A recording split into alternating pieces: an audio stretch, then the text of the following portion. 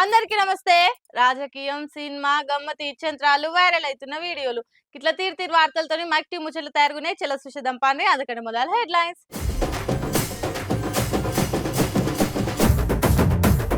Harish Rao పనిచేసిండు mic cut చేసినందుకు. అందరు నవ్విర్రు ఇదేనా మీ ట్రైనింగ్ అన్నందుకు. కేసీఆర్ కట్టించిన డబల్ బెడ్రూమ్లకు కాంగ్రెస్ కలర్లు. ఇందిరమ్మ ఇల్లు అనే వరకల్లా మాటలు వినొస్తున్నాయి మస్తు తీర్లు. దేవర పాటకు Jakkanna dance. Same to same స్టెప్పులైతే ఊర మాసు. పబ్లిక్ పర్సన్లు పట్టించుకోరా అని ప్రతిపక్షాలు పంచాయతీకి దిగుతుంటే అనాలే కాబట్టి అనుడే గాని అసలు మేమంతా పనితనం చూపిస్తున్నామో మీకు తెలుసా అనుకుంటా అధికార పార్టీలు బయటనే బాగా చెప్తా మాట్లాడుకుంటుర్రు. అసొంటిది అసెంబ్లీలో ఉత్తగానే ఊకుంటారా? అగో అట్లా లీడర్ల నడుమ మాటల వార్లు పంచులతోని పంచాలు అవుతుంటే మైక్ కట్ చేసే వరకల్లా గీసొంటి కథ అయింది అలా. ఎప్పుడెప్పుడు అసెంబ్లీ మీటింగ్లు షాలైతేయా, సర్కార్ మీద గరమైదామా అని ప్రతిపక్షాలు చూస్తుంటే అలా కామెంట్లకు కౌంటర్ ఇచ్చి ఎట్లా అడుచుకుందామా అని పవర్లున్న పార్టీలు చూస్తుంటారు. వీళ్ళిద్దరు ఎట్లా చర్చ చేస్తారో చూద్దామని పబ్లిక్ కూడా టీవీలలో ఫోన్లలో చూస్తుంటారు. అట్లనే ఇవాళ అసెంబ్లీలో మాట్లాడుకుంటా కాంగ్రెస్ సర్కార్ పెండింగ్ బిల్లులు కడతలేదనుకుంటా ముచ్చట ముంగడేసుకుంటూ మాజీ మంత్రి హరీష్ రావు అదే టైంలో మైక్ కట్ చేసే వరకల్లా ఇగో ఇట్లా సైటైర్ వేసిండు. చివరికి ఆ సర్పంచులు ఎంపీటీసీలు గవర్నర్ గారిని కలిసి మొరబెట్టుకున్నారు, మంత్రుల్ని కలిసి మొరబెట్టుకున్నారు.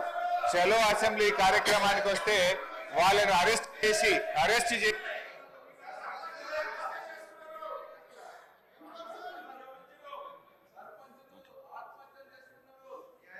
స్పీకర్ సార్ సభను కొంచెం ఆర్డర్లో పెట్టండి. స్పీకర్ సార్ 2 రోజులు మొన్ననే ట్రైనింగ్ ఇచ్చింది, ఇదేనా సార్ ట్రైనింగ్? ఇదేనా మీరిచ్చిన ట్రైనింగ్ అనే వరకల్లా సభలున్నోళ్ళంతా ఒక్కటేసారి గట్టిగా నవ్విర్రు. ఇగో ఇట్లా పనితీరు గురించి పంచులు వేసుకుంటానే గ్యాప్ దొరికినప్పుడు ఇడిచేదేలే అనుకుంటా ఈ తీరులో కూడా ఇచ్చి పడేస్తుండే వరకల్లా కారు కర్తలు ఇటువంటి వీడియోలకు తీరొక్క ఆరాలేసి తిప్పుకోవట్టిర్రు. మరి ఇంకా అసెంబ్లీ మీటింగ్లు అయిపోయే వరకల్లా ఇట్లా పంచులు ప్రాసలు డైలాగులు ఎన్నొస్తాయో ఏమో పొర్రి. అవతలాలు చేసిన పనిని మన ఖాతాలు వేసుకున్నాడు కూడా ఆటే. కానీ మరీ అడ్డంగా దొరికేటట్టు కాకుండా పట్టుబడకుండా చేసినప్పుడే పనితనం చూయించినట్టు. కానీ కాంగ్రెస్ వాళ్ళకు ఇంకా ఆ కళ పురాగా అబ్బనట్టే ఉంది. ముద్దుగా 3 రంగులేసి మందిని మత్పరిద్దామనుకొని ఇగో ఈ తీర్లా అడ్డంగా బుక్ అవుతుర్రు. పొద్దుగాల లేస్తే నాష్ట కంటే మొదలు నలుగురితోని తిట్లే ఎక్కువ తింటున్నట్టున్నారు కాంగ్రెస్ వాళ్ళు. ఇందిరమ్మ ఇల్లిస్తామని ఇగరంతో చెప్తే ముద్దుగా ముగ్గు పోసి కొత్తవి కట్టించి పాలు వంగించుకోర్రి పండుగ చేసుకోర్రి అని చెప్తారేమో అనుకుంటే బీఆర్ఎస్ హయాంలో కట్టించిన డబల్ బెడ్రూమ్ లోనే కాంగ్రెస్ సర్కార్ ఖతర్ నాకు గట్టించింది అని చెప్పుకునే పనులున్నారట. భద్రాచలంలో ఏఎంసీ కాలనీలా కేసీఆర్ కట్టించిన డబల్ బెడ్రూమ్ ఇళ్లకు కాంగ్రెస్ రంగులేసి ఇందిరమ్మ ఇల్లు అనుకుంటా పంచబట్టిరట ఆఫీసర్లు. ఓ షీకా పాడుగాను మంది కూటిన పిల్లలు మా పిల్లలు అని చెప్పుకున్నట్టే ఉంది. షీ మరీ గింత గలీజా అనుకుంటా మస్తుగానే మాటలన పట్టిర్రు ఈ 3 రంగుల పెయింట్ ముచ్చట తెలిసినోళ్ళు. ఇడ ఇంకా గమ్మత్ ముచ్చట ఏందంటే ఇదే కాంగ్రెస్ ప్రతిపక్షంలో ఉండంగా ఇవే డబల్ బెడ్రూమ్ ఇళ్ల గురించి హాన్ పార్టీ లీడర్లు మాట్లాడుకుంటా ఏమిన్లివి గోడలు ఊసిపోయే తట్టున్నాయి, చెత్తు కూలిపోయే తట్టుంది, దర్వాజాలు గట్టిగా దగ్గరకేస్తే దడేళ్ళ కింద పడే తట్టున్నాయి, సీకులు తేలి షీపుగా గానొస్తున్నాయి అనుకుంటా బద్నాం చేసి బండలు ఎత్తేసిర్రు. కానీ ఇప్పుడు అదే కేసీఆర్ కట్టించిన డబల్ బెడ్రూమ్ ఇళ్లకు ఒట్టి కాంగ్రెస్ రంగులేసి ఇందిరమ్మ ఇల్లు రెడీ అని ఇగిలించుకుంటా చెప్తుర్రా అనుకుంటా లాజిక్లతోని ఒక తీరు కాడ్చుకోవట్టిర్రు ఇంకొందరు. బీఆర్ఎస్ కట్టించిన ప్రాజెక్టులు కరెక్ట్ లేవంటారు. కానీ అవే నీళ్లతోని 1000 ఎకరాలు వండినాక వచ్చి రైతు పండుగలని కాంగ్రెస్ ఖాతాలు వేసుకొని సంబరాలు చేసుకుంటారు. డబల్ బెడ్రూమ్ ఇల్లు బాలేవంటారు. కానీ అవే వంచి క్రెడిట్ కొట్టేద్దామని చూస్తారు. వారెవ్వా అనుకుంటా సెటైర్లతోని ఘాటుగానే ఆడుచుకుంటారు ఇంకొందరు. ఇంక 4 ఏళ్లల్లో ఇసొంటి ఇగరం తక్కువ పనులు ఎన్ని చేస్తారో ఏమో అనుకుంటా నారాజు కాబట్టిర్రు మార్పు పాలన మీద మస్తు ఆశలు పెట్టుకున్న జనాలు. ఎంత పెద్ద స్టార్ హీరో అయినా పాన్ ఇండియా బడా యాక్టర్ అయినా గానీ డైరెక్టర్ చెప్పినట్టు చేయాలి. 1 మోర్ అంటే ఇంకోసారి చేయవలసిందే. టేక్ ఓకే అనేదాకా యాక్టింగ్ చూపించవలసిందే. కానీ అదే డైరెక్టర్లు హీరోలకి పోటీ ఇచ్చే తీరు బయట ఏంటన్న డాన్సులు చేసుకుంటా కానొస్తే గమ్మత్ అనిపిస్తుంది కదా. అది కూడా ఇండియన్ బాక్స్ ఆఫీస్ ను షేక్ చేసిన జక్కన్ననే చేస్తే ఇంకెట్లుంటది. ఇగో ఇట్లుంటది. ఓహో మన జక్కన్న ఎవ్వలకి ఇంటలేడుగా స్టెప్పులు ఇరగదీస్తుండు. కీరవాణి కొడుకు శ్రీసింహ లగ్గంలోనే ఈ జోరంతా. అందరు కూడా జూనియర్ ఎన్టీఆర్ దేవర సినిమా పాట పెట్టుకొని ఒక తీరుగా దుంకుతుర్రు. అందులో రాజమౌళి సార్ డాన్స్ అయితే వేరే లెవెల్ పొర్రి. ఇట్లా పెళ్లి సంబరంలో జక్కన్న ఆట చూసి ఫ్యాన్స్ అంతా ఒక తీరుగా కామెంట్లు చేసి చేతులు నయంగా షేర్లు చేస్తారు ఈ వీడియోను.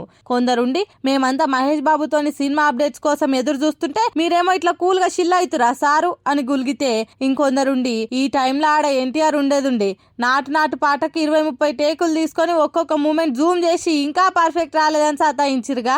ఇప్పుడు అర్థమైందా డాన్స్ అంటే ఎంత కష్టమో అని అడుచుకునేటోడు కావచ్చు అనుకుంటా కామెంట్లు వేయబట్టిర్రు. చెయ్యంతి ఇప్పుడు కాకపోతే ఇంకెప్పుడు ఎంజాయ్ చేస్తాడు. ఎట్లనో మహేష్ బాబుతోని పాన్ ఇండియా సినిమా షాల్ అయితే దునియా అంతా తిరుక్కుంటా తినేటందుకు కూడా తీరుకుండదు కదా. మీరు కానియూరి సార్ ఆపకురి అని ఇంకొందరు ఎంకరేజ్ చేస్తుర్రు. మొత్తానికైతే అందరితో స్టెప్పులు వేపించే జక్కన్న కూడా ఏమన్నా స్టెప్పులు వేస్తుండా. మస్తుందిలే రాజమౌళి సార్ ఆట.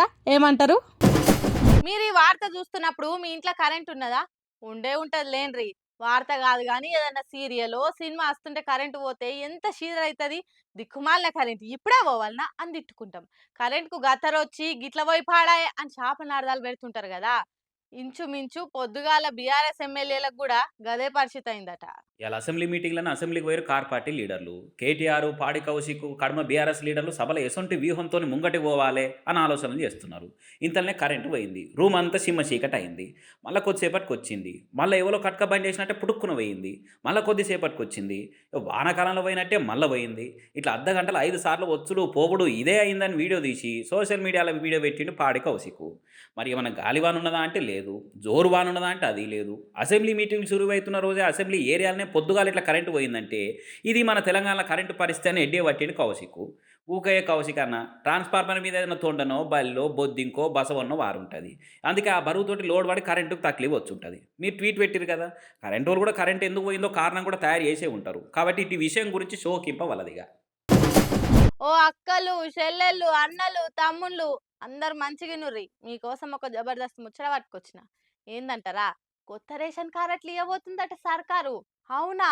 ఎప్పుడు, ఎక్కడ, ఎలా అంటారా? అయితే గిజ్జుడు ఇన్నరా ఈ సంగతి. కాంగ్రెస్ సర్కార్ రేషన్ కార్డులు ఇవ్వబోతుందట. ఇదేదో మీద మీద మేం చెప్తున్న ముచ్చట కాదు, ఖుద్దు మంత్రులే చెప్తుర్రు. ఇనుర్రి.